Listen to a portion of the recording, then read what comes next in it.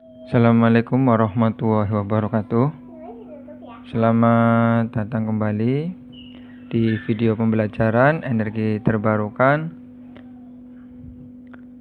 program studi D3 Teknik Listrik Politeknik Negeri Cilacap. Nah, di sini kita sudah membahas tentang energi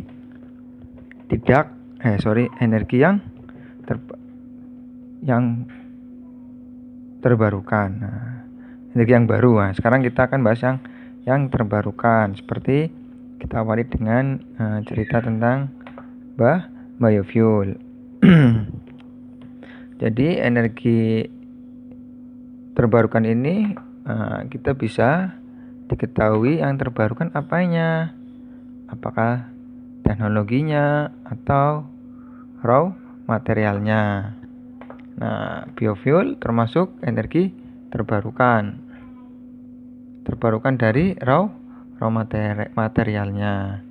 Nah, jadi di mana di sini memanfaatkan limbah hasil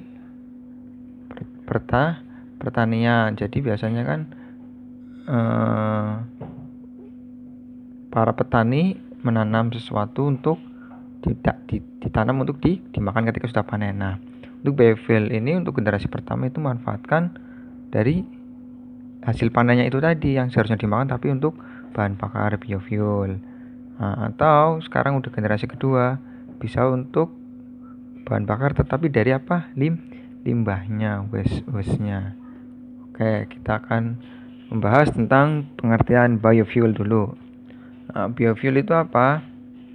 Bahan bakar baik padatan, jadi bentuk biofuel yang padatan, cairan ataupun gas yang dihasilkan dari bahan-bahan organik. Nah, ini.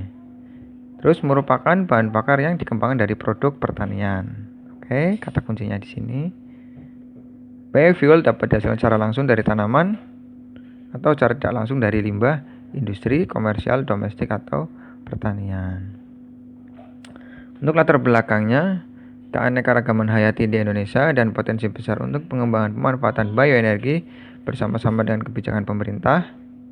Penggunaan limbah biomasa, nah ini termasuk biofuel, termasuk anak dari induknya si biomasa ini, untuk memproduksi energi yang mampu mengurangi permasalahan pada manajemen polusi dan pembuangan, serta mengurangi penggunaan bahan bakar fosil terutama serta mengurangi emisi gas rumah kaca. Sehingga efek daripada ini pengurangan pemanasan global.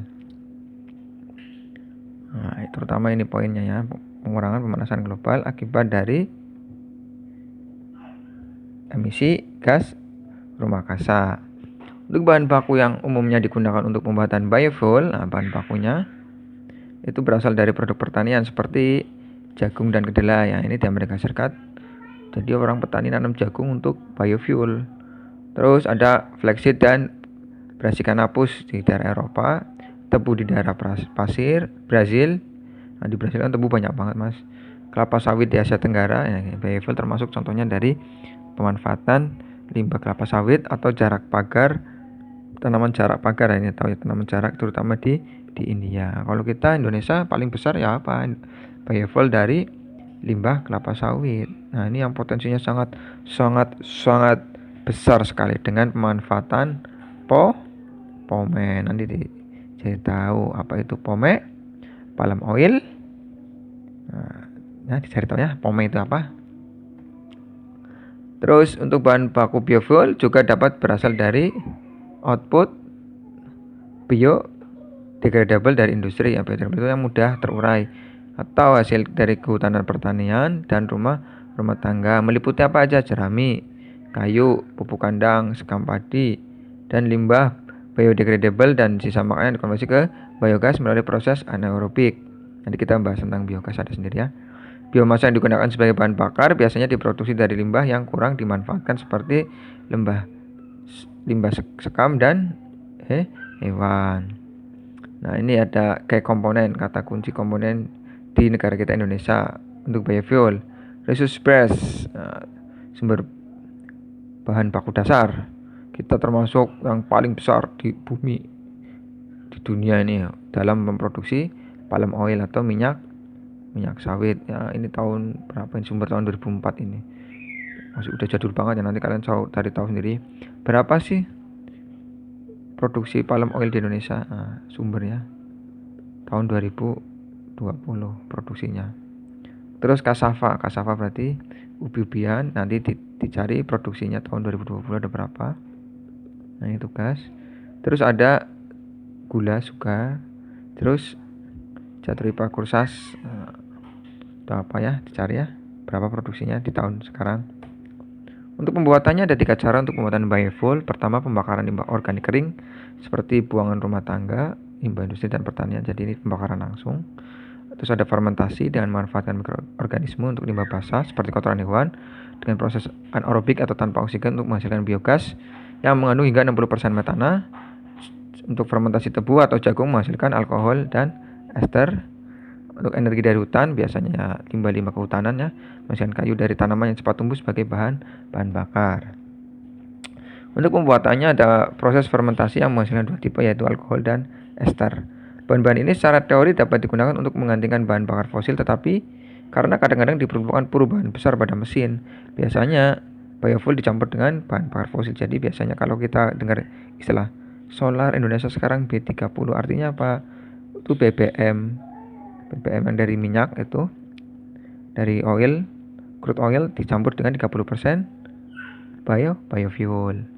Nah itu tergantung jenis mesinnya, karena kadang kalau fuel biofuel kan mesin penggerak itu kan belum tentu cocok untuk materialnya, bisa merusak karena kelebihan biofuel. Nah jadi ya ngimbangin penggunaan biofuel dan mesin teknologi untuk transportasi ataupun mesin-mesin penggerak lainnya. Nah biofuel itu ada generasinya sampai ketiga ini, nanti yang pertama saya jelasin dulu ya. Pertama itu menunjukkan kepada biofuel yang terbuat dari gula, starch, minyak sayur atau lemak yang menggunakan teknologi konvensional. Nah, jadi yang tadi saya ceritakan menanam suatu produk pertanian tapi nanti produknya digunakan untuk biofuel. Terus generasi kedua bisa menggunakan dari berbagai tanaman yang tidak digunakan untuk konsumsi manusia, jadi udah nggak dipakai manusia, dan hewan yang diantaranya adalah limbah biomasa, batang atau tangkai gandum, jagung biasanya tongkol jagung, ya, kayu, dan berbagai tanaman biomasa atau energi. Nah untuk generasi pertama itu ada minyak sayur, biodiesel, bioalkohol, biogas, biofuel padat, dan syngas. Nah, untuk minyak sayur itu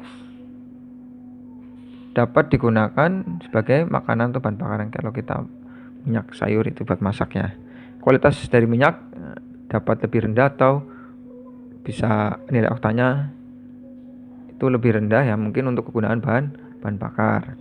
Terus minyak sayur dapat digunakan dalam mesin diesel. Nah untuk mesin diesel biasanya untuk pompa air ataupun pembangkit generator ya, yang sudah tua yang dilengkapi dengan sistem injeksi tidak langsung tapi hanya dalam iklim yang hangat.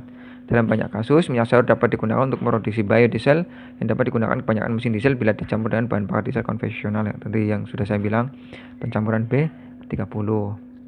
Nah, untuk biodiesel itu seperti apa? Biodiesel adalah bahan bakar cair terbarukan yang dapat diproduksi secara lokal sehingga dapat membantu mengurangi ketergantungan Indonesia pada impor minyak mentah. Nah, Pak, ada informasi biodiesel dari limbah rumah tangga seperti plastik. Nah, nanti cari tahu ya videonya di YouTube atau di Google tentang proses gimana sih membuat plastik menjadi biodiesel. Membuat biodiesel yang dari plastik dengan proses apa? Pirolisis salah satunya.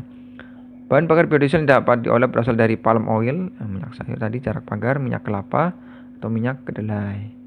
Biodiesel diproduksi dari minyak atau lemak menggunakan transesterifikasi dan merupakan cairan yang komposisinya mirip dengan diesel mineral. Nama kimianya adalah metil asam lemak atau FAME.